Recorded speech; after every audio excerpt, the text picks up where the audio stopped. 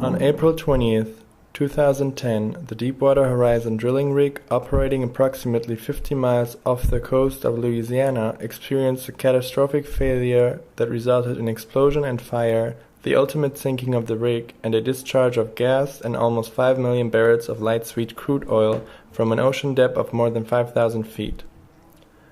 It should not be forgotten that the explosion claimed the lives of 11 crew members.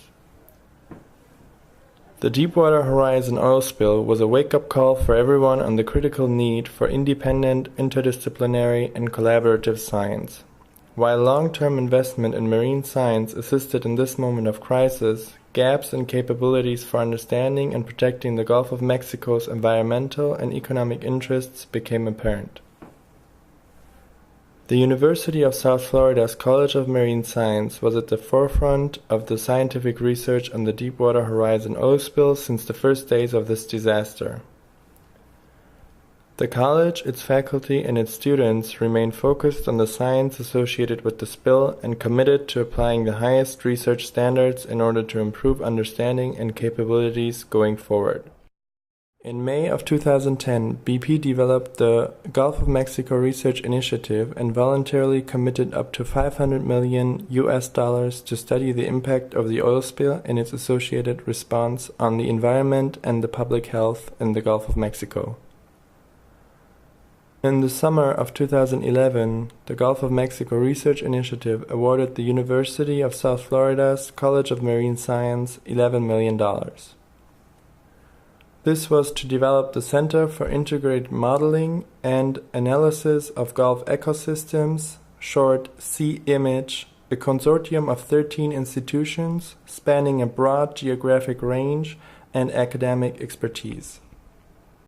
The goal is to develop and integrate empirically validated models of oil plume fate to more accurately predict contaminant distribution, composition, and ecosystem impacts from the Deepwater Horizon and any future oil well blowout. CIMAGE is improving fundamental understanding of physical, chemical, and biological processes with experimental, laboratory, and field studies. Today, more than 3 years after the explosion, CIMAGE partners work together in order to understand the long-term impacts of the oil spill on the fragile and critical Gulf of Mexico environment.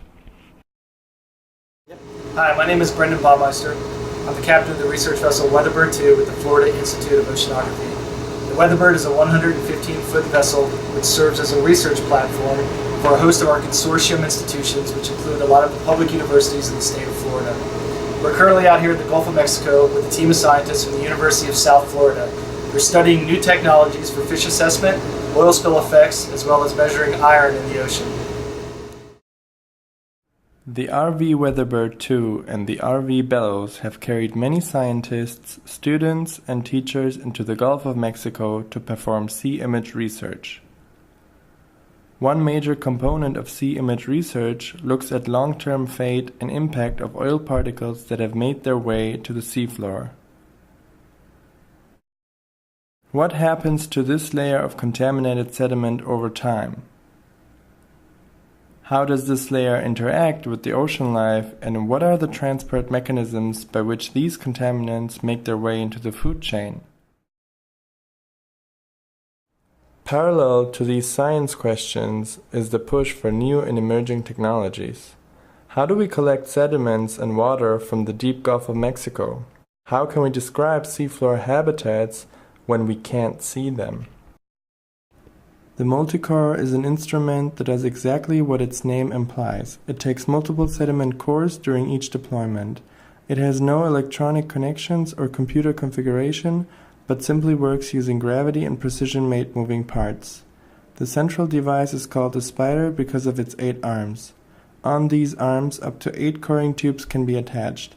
Each of the tubes is fit into a housing that has a hinged rubber stopper at the top and a shovel at the bottom that closes as the tubes are lifted up. All pins and strings are released through the motion of gravity as they lower once on the seafloor. Once it lands, the legs begin to sink in the sediment, and the middle column, which the spider is attached to, also begins to lower. The tubes slowly sink into the seafloor sediment, trapping that sample along with its overlaying bottom water.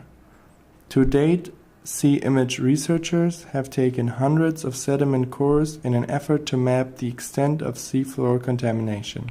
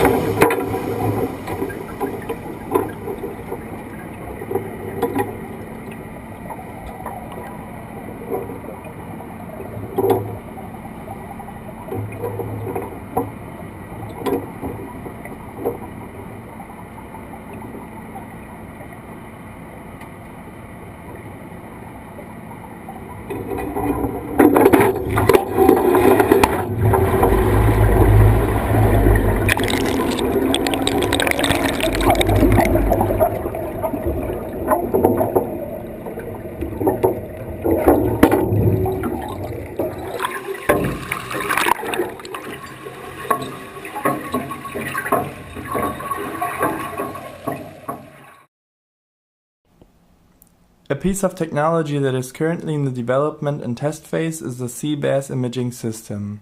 CBAS stands for Camera-Based Assessment Survey System, and it's being developed to be used for fish and habitat surveys.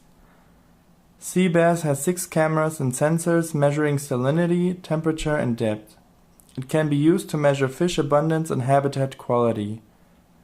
CBAS also has the ability to relate fish presence or absence and abundances to different habitat types. Advantages of using CBAS for fish abundance surveys as opposed to traditional methods, for instance longlines, are that it is non-extractive and non-invasive. This is especially important when trying to sample fish stocks that may already be very small.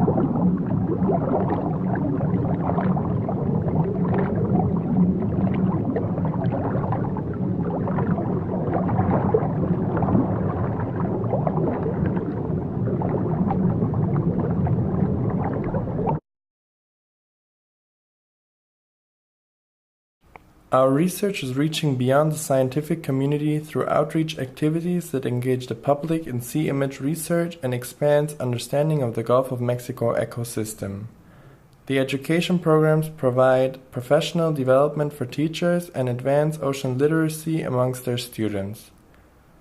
Programs include Teachers at Sea in the Gulf of Mexico, GLOBE Environmental Science for Monitoring Local Ecosystems, SenseIt Technology to Build Environmental Sensors, and Ship-to-Shore virtual tours of research at sea via Skype and blog.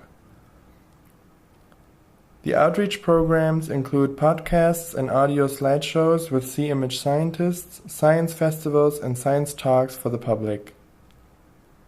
In the past 2 years, sea image education programs have reached over 600 teachers and 3,600 students throughout Florida.